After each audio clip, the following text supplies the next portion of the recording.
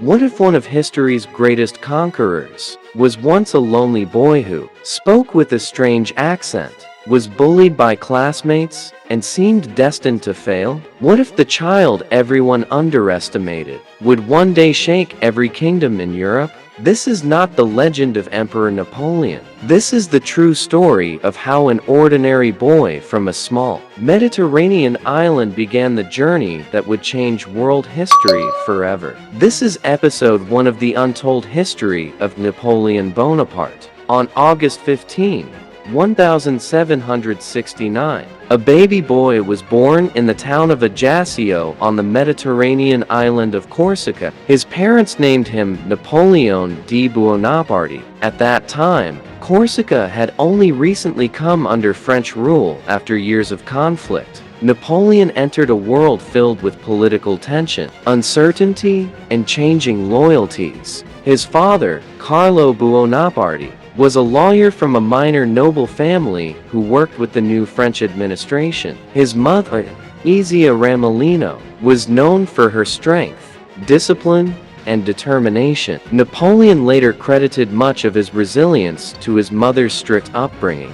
The Bonaparte family was respected, but not wealthy. Money was often limited, and every opportunity had to be earned. Carlo realized that French rule also brought educational opportunities, so he secured scholarships for his sons to study in France. When Napoleon was 9 years old, he left Corsica for mainland France. It was the first major turning point in his life. The young boy suddenly found himself surrounded by a language he barely spoke and classmates who viewed him as an outsider. His Corsican accent became a source of ridicule. Students laughed at the way he spoke French and mocked his background. Instead of responding with anger, Napoleon withdrew into books. History fascinated him. So did mathematics. Unlike many students who dreamed of luxury, Napoleon became obsessed with famous military leaders of the ancient world, especially Alexander the Great and Julius Caesar. He spent countless hours reading about strategy, leadership, and great battles. His teachers noticed something unusual. He was quiet, but extraordinarily focused. Eventually, Napoleon entered the Royal Military School at Bremen. Life there was far from easy. Many students came from wealthy, aristocratic families and looked down on him because of his modest background.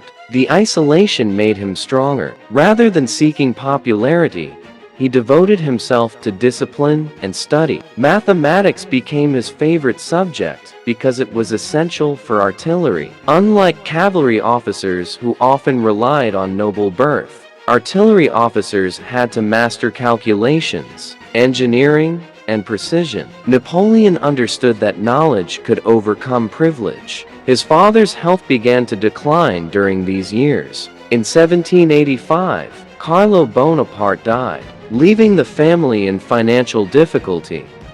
Only 16 years old, Napoleon suddenly carried greater responsibility for his mother and siblings. That same year, he graduated from the prestigious École Militaire in Paris after completing a demanding program in a remarkably short time. Soon afterward, he received his commission as a second lieutenant in the French Army's artillery. It was not a glamorous position. He was not famous. He commanded no great army. Very few people outside his regiment even knew his name. Yet something was quietly changing. Europe itself was becoming unstable. France faced economic crisis, political conflict, and growing public anger against the monarchy. The kingdom that appeared powerful from the outside was slowly beginning to crack from within. Napoleon carefully watched everything. He studied politics just as seriously as he studied warfare. He believed that chaos often created opportunities for ambitious men. At the time,